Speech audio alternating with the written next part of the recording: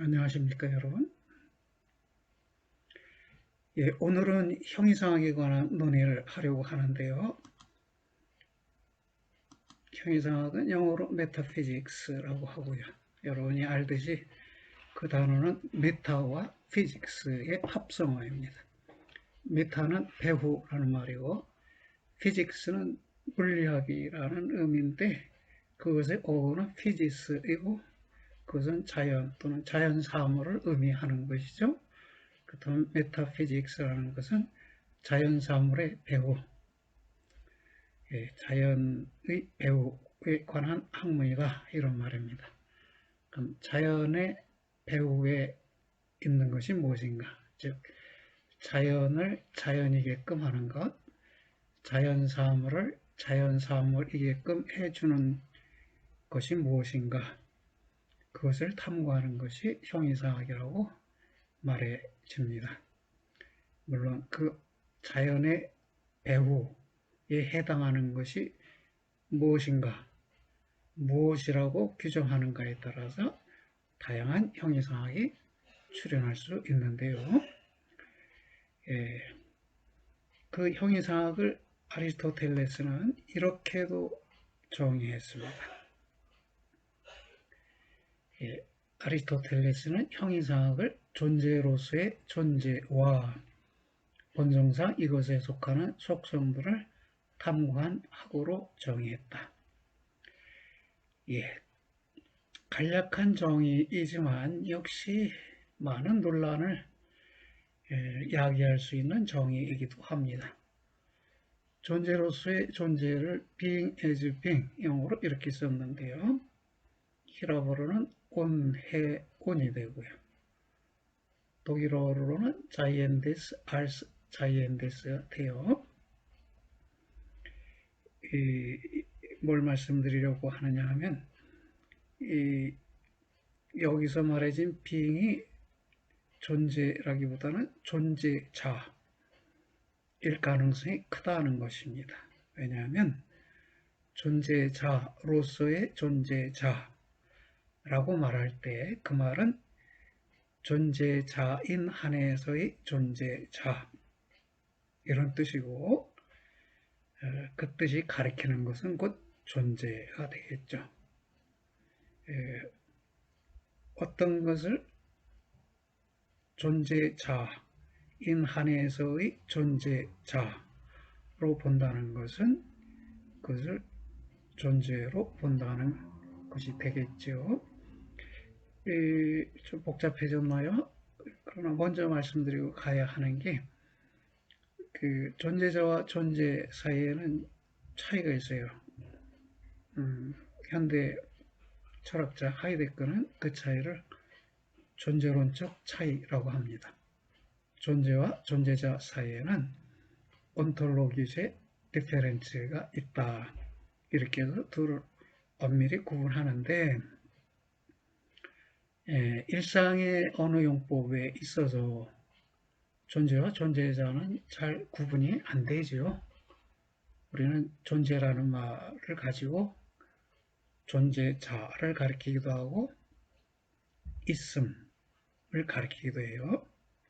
존재자라는 말은 있는 어떤 것이라는 말이에요. 거기에 대비된 존재라는 말은 있음이라는 말이죠. 자, 정리할까요? 이렇게 됩니다. 이것을 존재자로서의 존재자로 읽으면 이 전체가 가리키는 것은 존재가 됩니다. 그런데 영어에는 존재와 존재자를 구분하는 단어가 없어요. 그래서 존재와 존재자를 다 being으로 표시해서 우리가 맥락에 따라 그 용어가 어떻게 사용됐는지를 구분해야 합니다. 즉 존재자로서의 존재 이 표현이 결국 이 아래 부분에서는 그냥 간단히 존재라는 말로 표시되어 또는 존재 자체라는 말로 간략히 표시되고 있다는 것 알아두시고요. 그렇다면 한마디 더 말씀드릴까요? 나중에 말씀드릴게요. 예를 들면 수학은 양을, 물리학은 운동을, 생물학은 생명을, 말하자면 존재의 어떤 한 특정한 방식들을 다루는데, 그렇네요. 여기서 여러 분과 학문들은 존재의 한 부문을 분리해내고 존재의 한 부분에 해당하는 것이 한 부문에 해당하는 것이 양이나 운동, 생명이라는 것이네요. 이것들 중에서 어느 것도 존재로서의 존재가 아니고 단지 양이나 운동 또는 생명으로서의 존재일 뿐인 것이다. 예. 그렇게 해서 형이상학과 분과학문의 차이. 형이상학은 존재로서의 존재, 간단히 말해 존재 자체를 다루고 다른 것들은 양이나 운동, 생명을 다룬다. 그렇게 해서 분과학문과 형이상학의 차이를 설명했습니다.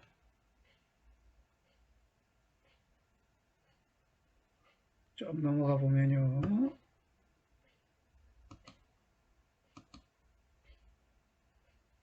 만약 이러한 것이 어디 있나요?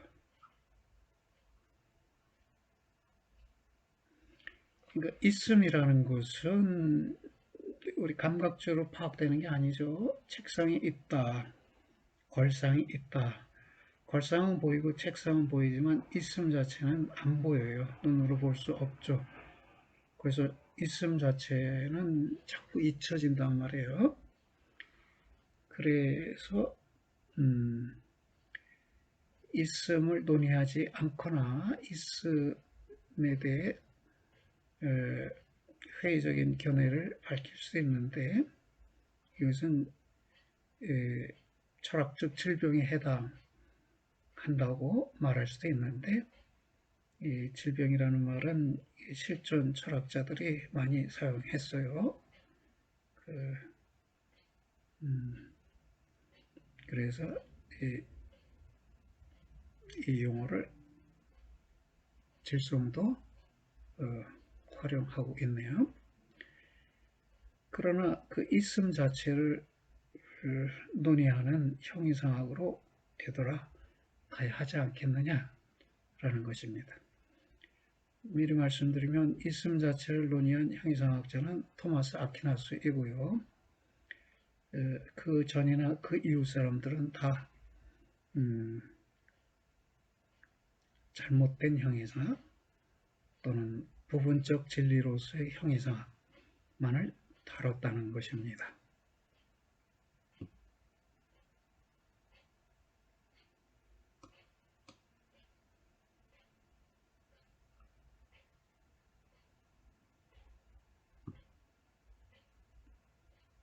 이것이 더 커지지 않나요?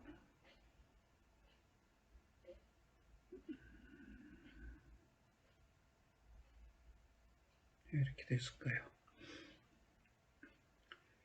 만약 이러한 것이 참여라면, 즉 있음 자체에 관한 논의가 형이상학에서 빠졌다면 여기서 말하는 있음은 현실성 또는 현실, 실존 이렇게 표현되는 것인데요.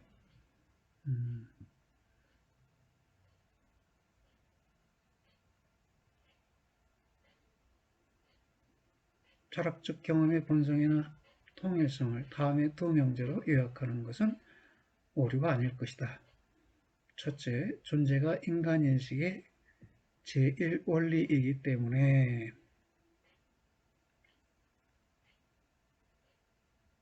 더욱 유력하게 형이상학의 제1원리인 것이다.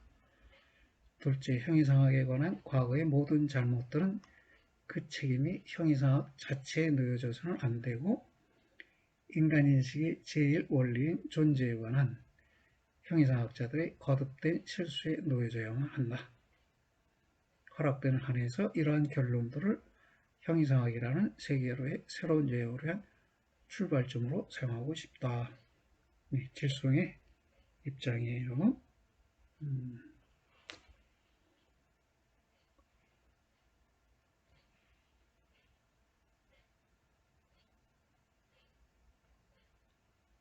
예.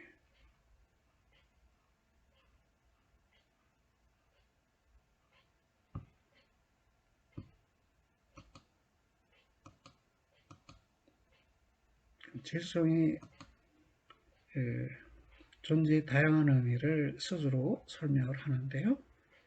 한번 이해를 시도해 보겠습니다. 네, 존재의 다양한 의미에 대한 설명입니다. 왜 다양한 의미를 언급하느냐 했더니요. 존재를 자신의 철학의 제일 원리로 받아들이는 대신 존재로서의 존재를 지금 줄여서 존재로 표현한 것입니다. 존재의 우위성과 보편성을 실질적으로 존재의 어느 한 부문의 탓으로 돌리려 하는 형이상학자들의 기묘한 열성을 존재의 본성 속에 있을 그 어떤 것 외에 달리 무엇이 설명할 수 있겠는가? 존재의 어느 한 부문 이렇게 말했다면 이 존재가 다양한 것을 함축할 수 있다는 전제하에 그런 표현을 한 것이네요. 다양한 부문을 지닌 존재, 그것을 존재의 본성이라고 표현하기도 했네요. 존재의 본성이란 존재가 다양한 부문을 가질 수 있다는 것입니다. 그 부문들이 뭐냐? 그것을 이제 아래에서 설명하게 되는데요. 존재라는 관념의 근본적인 애매성. 첫 번째 의미에 있어서 존재라는 말은 명사이다. 명사로서 그것은 하나의 존재 그랬는데요. 즉 실존하는 어떤 것의 실체, 본성 및 본질. 그러면 어떻게 돼요? 실존하는 어떤 것, 이게 존재자이지요. 존재자의 실체, 본성, 본질, 이것을 존재라고 부를 수 있다는 것이에요. 다시 말해 존재로서의 존재, being as being 이 갖는 명사적 의미 중에 하나는 실체, 본성, 본질. 즉 이것들이 실존하는 어떤 것을 실존하는 어떤 것으로 만들어주는 또는 실존하는 어떤 것을 실존하는 어떤 것이게끔 해주는 원리에 해당하는 것이겠지요. 그래서 그게 존재자 내부의 실체, 존재자 내부의 본성, 존재자 내부의 본질, 이렇게 말할 수 있는 것이네요. 여기서는 존재자와 구분된 존재가 말해졌습니다. 그리고 혹은 있다고 정당하게 말해질 수 있는 모든 것의 공통적인 한 특성, 즉 존재 자체, being itself를 제시한다. 여기서도 잘 보면 있다고 정당하게 말해질 수 있는 모든 것, 이게 뭡니까? 이게 존재자이죠. 또는 존재자들 전체인 것이죠. 존재자들 전체의 공통적인 한 특성, 그것을 존재 자체라고 표현할 수 있는데 이것도 명사로서의 존재의 의미이다. 우리는 존재로서의 존재라는 말로부터 출발해서 거기에 해당하는 것이 뭐냐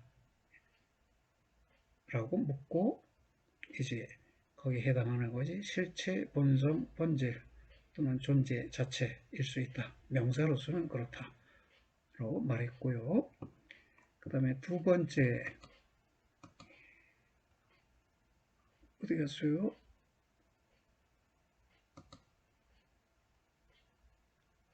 두 번째 의미에서 존재라는 말은 있다라는 동사의 현재 분사이다.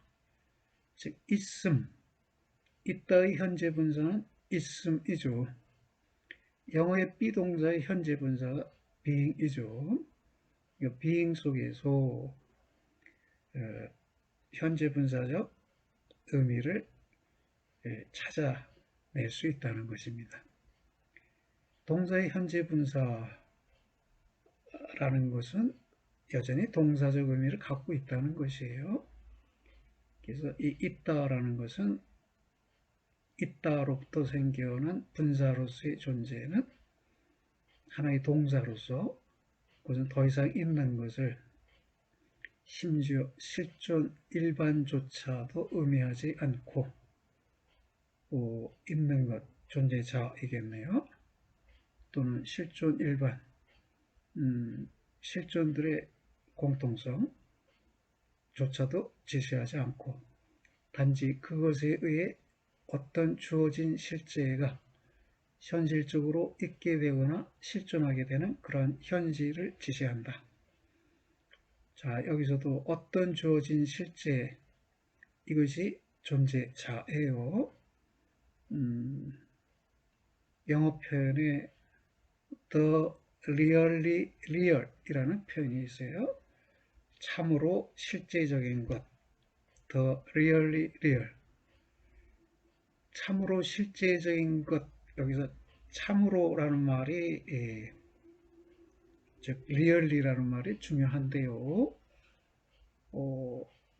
어떤 개체가 참으로 있는 것이냐, 아니면 그 개체의 실체나 본질이나 본성이 참으로 있는 것이냐, 이렇게 물었을 때 형이상학자들은 그 개체의 실체, 본성, 본질이 참으로 있는 것이라고 봤어요. 그럼 더 리얼리 리얼은 본질이나 본성을 가리킨다고 하고, 그러면 그냥 더 리얼, 실제적인 것, 그것은 존재자, 개체를 가리킬 텐데, 그것을 질성은 여기서 실제라는 말로 표현하고 있어요. The reality라는 말이요. A given reality, 어떤 주어진 실제, 그것을 현실적으로 있게 되거나 실존하게 되는, 현실적으로 있게 하거나 실존하게 하는 그러한 현실, 악트라는 말을 썼는데요. 중세 용어 악투스라는 용어를 현대 영어로 바꾼 것이에요. 우리는 잘 쓰지 않지만 지금 현실이라는 말로 실존, 있음, 있다를 가리키고 있어요. 그러니까 이 어떤 실제가 있게 되는 까닭은 있음 때문이죠. 있음이 실제로 하여금 현실적으로 있게 하거나 실존하게 하는 것이죠. 그래서 현실적으로 있게 하는 것이라는 점에서 현실, 악트라고 표현하기도 한다는 것입니다. 다시 말해 있음, 실존, 그것이 현실이라는 말로도 표현된다는 것이에요. 일반적으로 말해지는 하나의 존재와 명사적 존재와 대조적으로 그러한 현실을 하나에 있다라는 것이라고 부르도록 하자. 그러면 단편에 있다와 존재와의 관계가 적어도 대치 가능한 관계가 아니라는 점이 생각될 것이다. 명사와 동사 사이의 관계. 명사에 해당하는 게 뭐였어요? 실체, 본질, 본성, 존재 자체였죠. 있다에 해당하는 건 현실이라고 그랬잖아요. 근데 실체나 본질이나 본성은 머릿속에서 사유되어 있을 뿐 현실로 있지는 않을 수 있어요. 그래서 있다와 존재와의 관계가 배치 가능하다, 서로 교환 가능한 관계가 아니라는 것이에요. 존재는 파악될 수 있으나 사유에 의해 실체나 본질이나 본성은 파악될 수 있어요. 그러나 있다라는 현실, 실존은 파악되지 않아요. 그는 어떻게 말해야 하나요? 그럼 있다는 것을 우리가 알아차리긴 하는데 이 있다의 내용은 잘못 말했는데요. 있다가 어떤 기능을 하는지는 쉽게 파악되는 게 아니죠. 우리는 하나의 있다를 있거나 실존하는 어떤 것에 속하는 것으로, 즉 실존하는 어떤 것, 즉 존재자이죠. 존재자에 속하는 것으로 생각하지 않을 수가 없다. 그러나 그 역은 참이 아니다. 자, 여기서 생각해 볼게요. 그 존재자와 존재 사이에는 존재론적 차이가 있다고 했는데 그런데 본질도 있는 것이지요. 실존도 있는 것이죠. 존재자도 있는 것이고요. 본성도 본성이 무엇이든 본성도, 사물의 본성도 있는 것이죠. 그러면 실체도 존재, 본질도 존재, 본성도 존재, 그리고 실존도 존재라고 다 표현할 수 있어요. 왜 그렇게 표현할 수밖에 없느냐 하면 철학의 역사상 철학자들이 그렇게 존재라는 말을 다의적으로 사용해 왔어요. 그러면 후대에 철학사 공부를 하는 사람들은 존재가 그렇게 다의적으로 사용되어 왔다, 이렇게 이해하고 받아들여야 하지요. 철학도가 나는 존재를 하나에게만 적용할 거야, 실존만이 존재라고 하고 실체나 본질이나 본성은 존재라고 부를 수 없다고 생각해. 그렇게 생각하고 주장할 수도 있어요. 근데 적어도 그럴 경우에는 철학사 공부를 할 수가 없죠. 왜? 이전의 철학자들은 존재라는 말로 다른 것을 의미해 왔으니까요. 그래서 존재와 있다, 명사적 존재와 동사적 존재를 구분하자. 그랬을 때 둘의 차이는 뭐냐 하면 이렇게 존재를 두 가지의 부류로, 즉 실제적인 것과 가능적으로 구분하는 것이다. 그러니까 있다는 것은 실제적인 것이고요. 존재는 가능적인 것이네요. the real, the possible 이렇게 구분했네요. 본질이나 실체, 그러니까 여러분이 머릿속에 삼각형의 본질을 떠오를 수 있잖아요. 세변을 갖고 그 세각을 갖고 내각의 180도인 도형, 그게 삼각형의 본질이잖아요. 여러분이 그 본질을 머릿속에 파악했다고 해서 그놈이 여러분 눈앞에 현실로 있나요? 아니에요. 본질은 머릿속에 가능적인 것으로 있고 눈앞에 현실로 있지는 않아요. 눈앞에 현실로 있는 것이 실제적인 것이 되고요. 그래서 재밌는 것은 이 가능적인 것을 더 리얼, 참으로 실제적인 것으로 본 사람들이 있었다는 것이에요.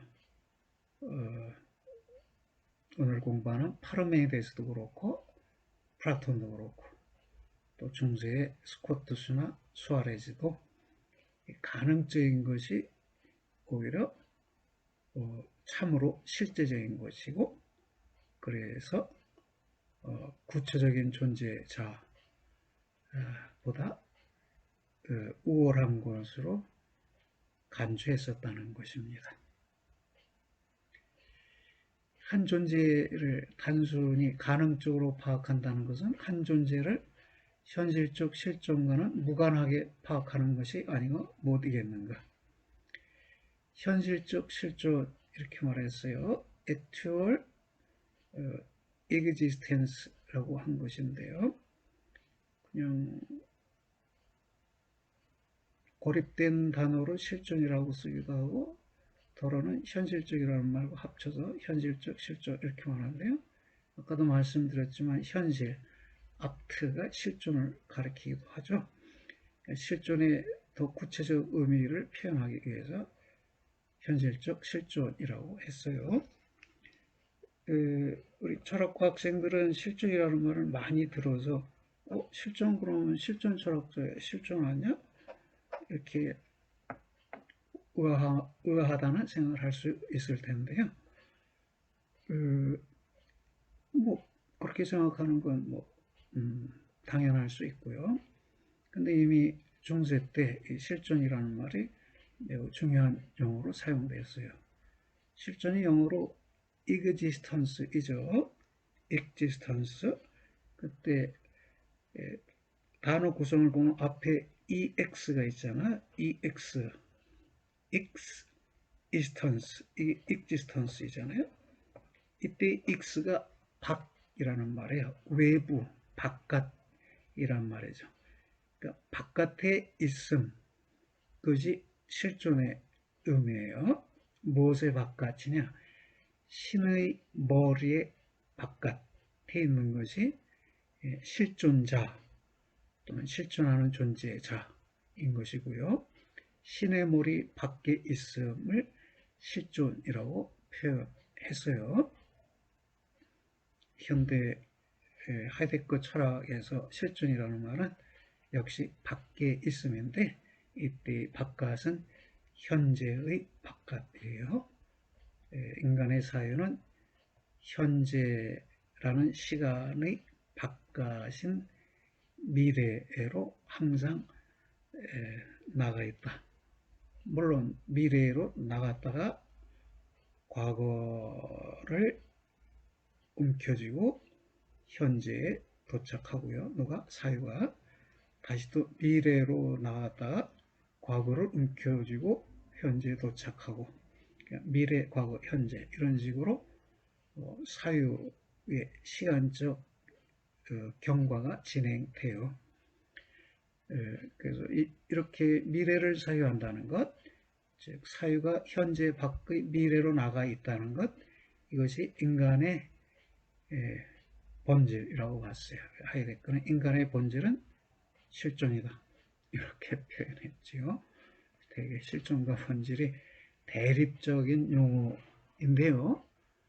중세 철학에서는 서로 대립적 관계에 있는 용어인데 하이데거는 인간의 본질은 실존이다 이렇게 말했고요.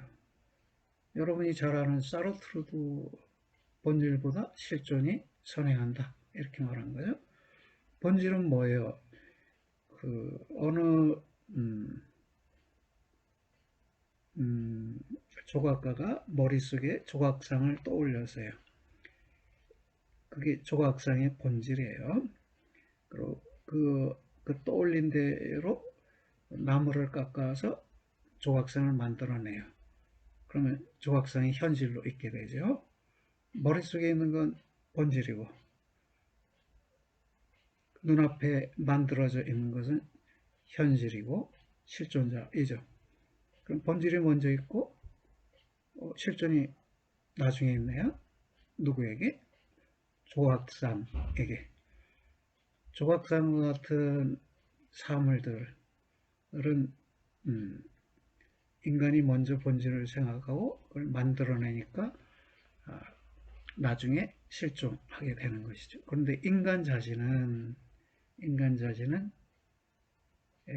그런 본질을 갖고 태어난 게 아니라는 거예요. 인간은 우선 태어나요. 태어나서 실존하는 것을 먼저 시작해요. 그리고 살아가면서 스스로 자기의 본질을 만들어 가요. 인간의 본질은 결로 무엇인가? 각자의 자기 규정이에요. 나는 누구이다. 나는 무엇이다. 라고 자기 규정을 내리면 바로 그 자기 규정이 자기의 본질이 돼요. 우리 인간은 실존이 선행하고 본질이 후행하는 것이죠. 후행, 나중에 오는 것이죠. 그렇게 해서 여하튼 사르트르도 본질과 실존을 연결지어서 표현을 했고 하이데거도 둘을 연결지어서 표현을 했어요. 그렇게 표현할 수 있었던 건 중세시대 때 본질과 실존이 대립적 개념으로 성립해 있었기 때문이에요. 실존은 현실적인 것 또는 실제적인 것 그리고 본질은 가능적인 것인데요.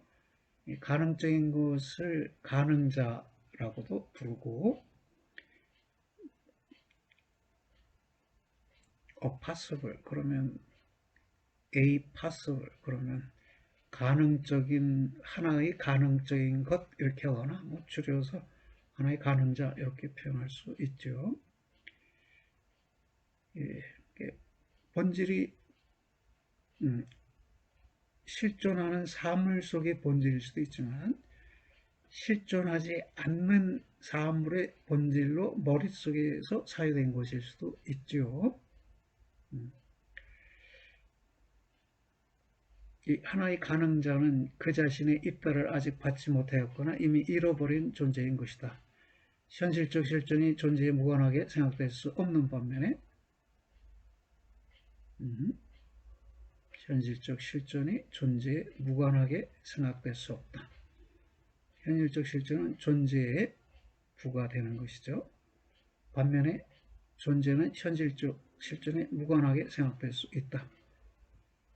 현실적으로 실존하지 않는 본질, 그것은 존재이기는 한데 실존이 강해진 존재네요.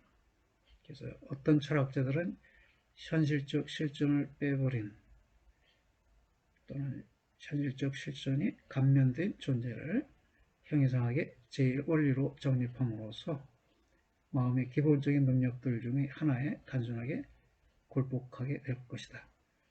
마음의 기본적인 능력은 사유 능력이겠네요. 본질에 대해서 가능자에 대해서 사유하는 능력 사유를 통해 실존이 파악되는 것은 아니니까요. 그래서 개념과 실존의 구분 이렇게 하고요. 개념과 실존이 구분된다는 것을 많이 들어보셨나요? 칸트에 의해서 유명해진 표현이기도 한데요. 데카르트가 신존재 증명을 했는데 신은 완전자이다. 완전자의 개념. 완전자라는 개념 속에는 실존이 포함된다. 따라서 신은 실존한다. 이렇게 증명을 했어요. 간단하죠? 신은 완전자이다. 완전자라는 개념은 실존을 포함한다. 따라서 신은 실존한다. 이렇게 증명했는데 여기에 대해서 칸트가 비판을 해요. 존재는 한 사물의 개념에 부과될 수 있는 실제적인 수로나 어떤 것의 개념이 분명히 아니다.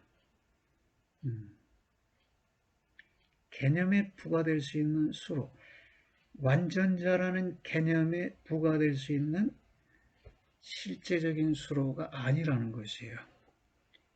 또 존재는 개념도 아니고요. 물론 이때 존재라는 말은 여기서 있다를 나타내고 있어요. 있음 또는 실존. 그래서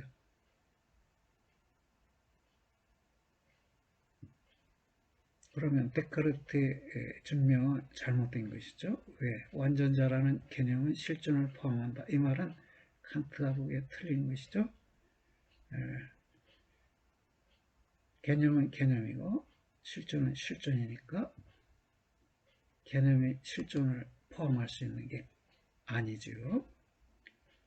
칸트의 구체적인 예를 보면 우리가 마음속으로 1센트를 100달러의 개념에 부과하면 우리는 그 개념으로 하여금 다른 합의 개념, 즉 100달러 1센트라는 개념이 되게끔 하는 것이다.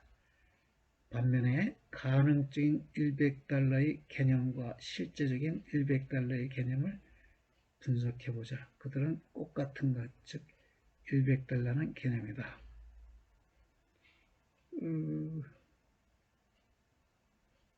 그래요. 또 그래서 칸트가 말하고 싶은 거는 이것이네요. 실제적인 나의 100달러 개념은 가능적인 나의 100달러 개념보다 1센트도 더 포함하지 않으나 실존적으로 말할 때는 실존적 측면에서 말할 때는 실제적인 100달러 속에는 많은 양의 센트가 들어있는 반면에 가능적인 100달러를 소유한다는 것은 1센트도 없는 사람이라는 것이다. 내가 머릿속에 100달러라는 개념을 완벽히 사유해낸다고 해도 내 주머니에서는 1센트도 증가하지 않는다는 것이에요. 개념으로서의 100달러와 실존하는 1센트, 그건 분명히 다른 것이죠. 실존하는 1센트가 개념적인 100달러보다 더 많은 것이죠.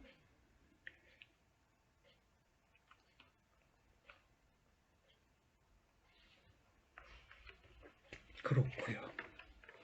그러면은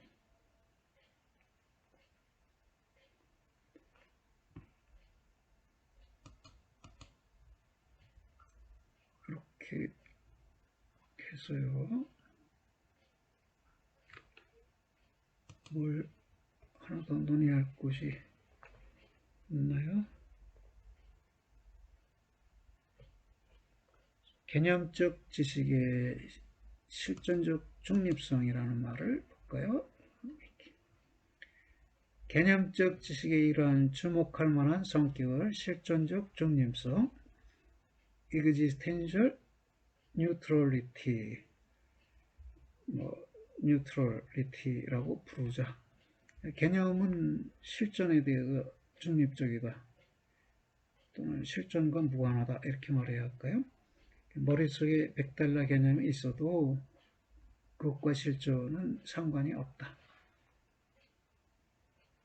그리고 바로 이런 실존적 중립성으로 인해서 어떤 일이 벌어지느냐요. 실존이 우리 개념들 속에 포함될 수 없다는 사실로부터 철학적 사변이 개념들로 이루어지는 그 정도만큼 철학적 사변 자체는 실존적으로 중립이라는 점이 곧바로 따라 나온다. 실존적으로 중립적이다라는 말은 우리의 삶과 무관하다는 말이에요. 철학적 사변이 전개됐지만 그 전개된 철학은 우리의 삶과 무관한 것이 된다. 왜? 우리의 삶, 우리의 실존, 중립적이고 우리의 실존을 설명하지 못하는 것이기 때문에요. 그러면 실존을 배제한 존재, 그런 형이상학이 있는가? 예. 실존을 배제한 존재의 형이상학적 해결. 지금 1장에서는 우리가 일자 형이상학을 다루게 되는데요. 지금 그 얘기를 살펴보려고 합니다.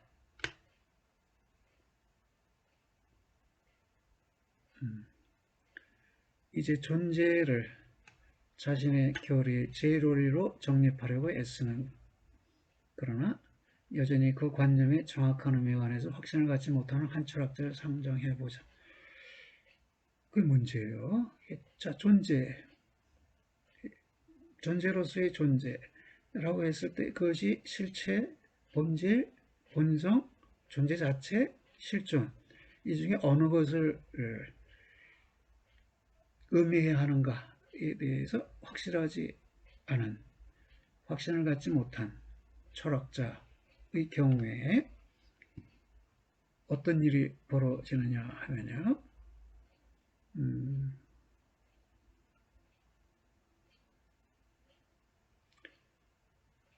어떤 것이 여기요. 반면에 우리가 실존이라고 부르는 이런 근본적 사실은 철학적 사변을 위해서는 매우 몸이 건조한 주제임이 곧 입증된다. 우리가 어떤 것에 대해서 그것이 있냐? 라고 물으면 있다라고 또는 없다라고 답해요. 이런 문답이 이루어진 다음에는 있음과 없음에 대한 더 이상의 논의가 필요치 않을 수도 있지요. 더 논의가 가능하겠지만 더 논의할 필요가 없다고 생각할 수도 있는데 대부분의 철학자들은 그렇게 생각했어요. 더 논의할 필요가 없다고 생각했어요. 단번에 언표되어야 하지만 되풀이됨을 요하지 않는다. 있느냐 없느냐, 있다.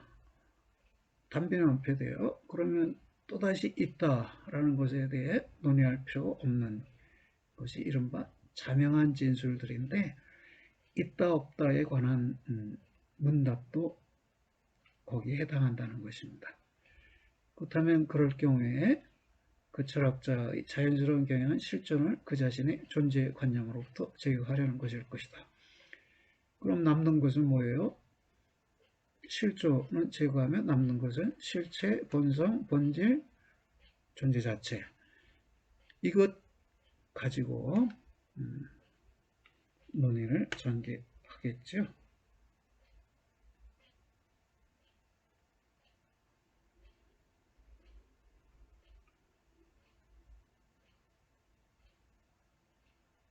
어디 갔네요? 특권을 향유하는, 여기서부터요. 그는 그의 관심을 실존 일반의 본성과, 이게 이제 존재 자체라고 불릴 수 있는 것이고요. 또 존재라는 주목할 만한 특권을 향유하는 모든 것들의 속성들,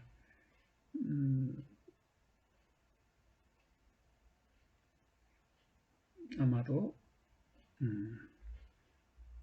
실체나 본질이나 본성, 글쎄요, 실체와 본질은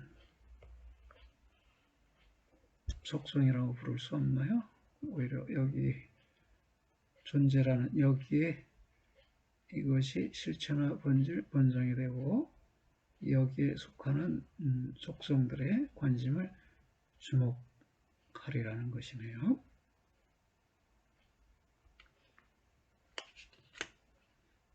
그러면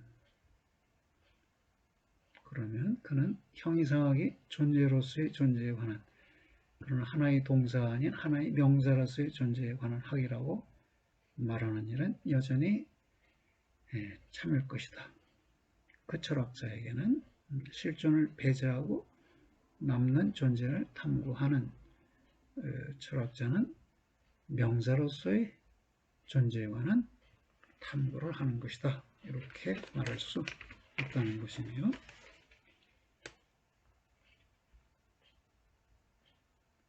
그렇게 실존이 배제되는 까닭은 이렇게 있다는 것이 저기에 있다, to be there 만을 의미한다면 그렇다면 그 실존을 당연한 것으로 여기고 탐구 과정에서 다시 언급하지 않겠죠. to be there가 독일어로는 다자인이에요. 다자인. 하이데거의 현존재라고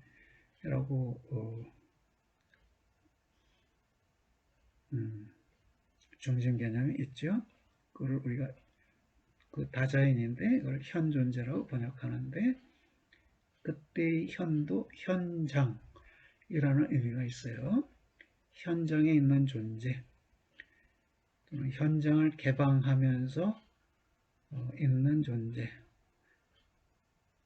현장 속에서 현장을 개방하면서 살아가는 존재라는 점에서 현존재라고 할 수 있는 것인데요.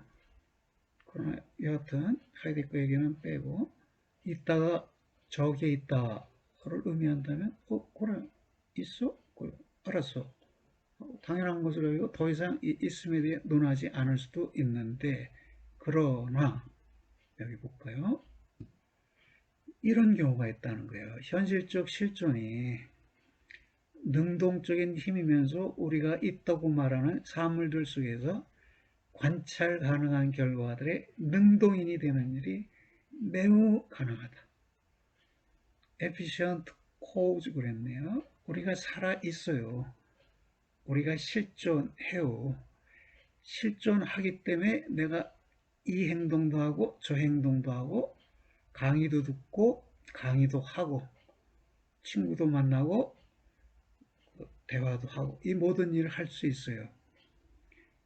우리의 삶 전체를 가능하게 해주는 것이 실존이라는 것이에요.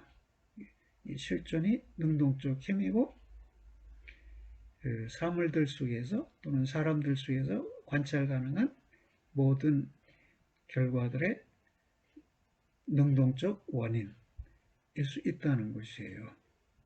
그렇다면 실존을 새삼스럽게 음미할 필요가 있겠죠. 어떤 사람은 살아있다는 것을 당연하게 여겨요. 그리고 또 동시에 살아있다는 것을 괴로운 일로 여기고 그런데 살아있음으로 인해서 괴로움도 느낄 수 있고 행복감도 느낄 수 있다는 것을 생각하면 살아있음에 대해 감사하고 살아있음을 통해서 여러 가지 의미 있는 일들, 생활들, 행동들을 하려고 생각할 수도 있겠지요. 물론 태생적인 비관주의자라면 어쩔 수 없겠지만 보통의 사람이라면 그런 마음가짐이 가능할 것입니다. 그래서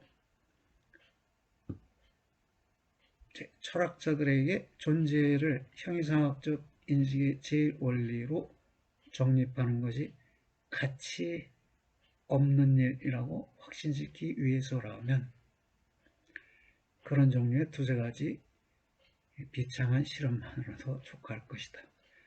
예, 존재를 형이상학의 제1원리로 삼은 사람이 있어요. 누구? 파라메이데스. 파라메이데스는 존재 자체, 즉 존재자들의 공통 속성인 존재 자체를 제1원리로 삼았어요. 그래서 일자 형이상으로 귀결됐고요. 아리스토텔레스는 실체, 제1실체, 제2실체 를 존재로 봤어요. 그래서 실체형 이상을 전개했고요. 어떻게 되나요? 헤겔은 또 그 이전에 중세 스코트스와 수아레즈는 본질 형이상학을 전개했고, 그럼 셋인가요? 키에르케고르는 실존을 제1원리로 정립하고 실존 형이상학을 전개했어요. 그런데 우리 책의 저자인 에티enne 질송이 보기에는 다 실패라는 것이에요. 오직 실존을 포함한 존재의 형이상학을 전개한 사람은 토마스 아퀴나스이고, 토마스 아퀴나스가 전체적인 진리, 존재에 관한 전체적인 진리를 제시했고, 다른 형이상학자들, 다른 철학자들은 존재에 관한 부분적 진리를 제시했다. 글쎄, 부분적 진리의 제시를 부정적으로 보면 실패한 것이고, 긍정적으로 보면 부분적으로 성공했다. 이렇게 말할 수 있겠는데, 여기서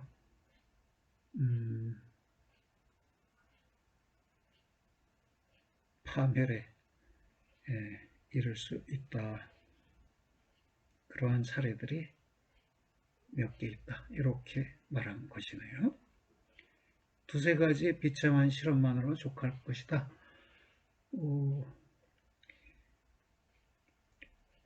질성은 세네 가지 실험을 우리한테 소개해주고 있어요. 일자형이상학, 실체형이상학, 본질형이상학, 실존형이상학. 그 네 가지는 부분적 진리를 제시해서 실패한 것이고, 토마스 아퀴나스에서 전체적 진리가 제시되었다. 이렇게 보니까 모두 5개의 실험 중에서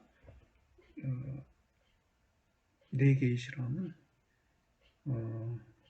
실패한 것으로 그렇게 본 것이네요. 그러면 어떤 얘기를 이어서 할까요?